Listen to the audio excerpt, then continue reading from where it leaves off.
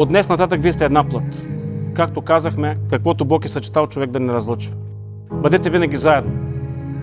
Каквото и да правите, където и да ходите, никога не забравяйте, че другия мисли за вас. Like explosions in the air,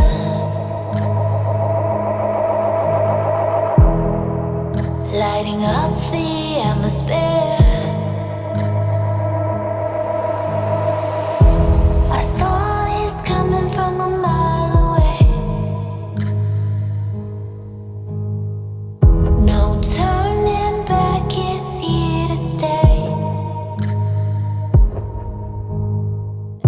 Преди да станем с тебе снимки в бъдните албуми, аз искам да повторим пак живота си, подред, за да ти кажа пак онези две прекрасни думи. Обичам те. It's all happening now. It's all happening now. И вътре в сърцето всеки знае за какво е тази сватба. Тя е заради човека, който си търсил и си намерил. Тя е заради човека, който ще ти дава вяра и сила без да ги изискваш. Тя е заради човека, който ако един ден, не дай си Боже, изпратите детето си на терминал 2, ще те хване за ръка, ще помълчи с теб, ще поплаче, ще прочете душата ти и знаеш, че не си сам. Тя е заради човека, дори когато единият го няма, другият няма да позволи да бъде сам.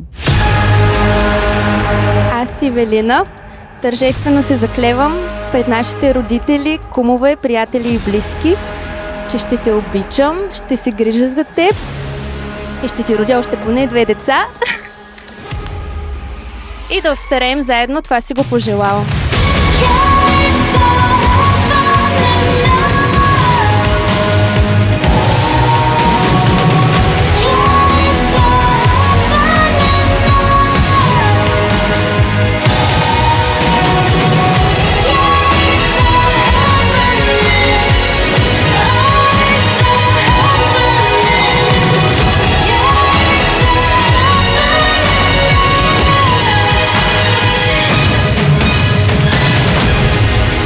От днес нататъка тя е твоето всичко и той е твоето всичко.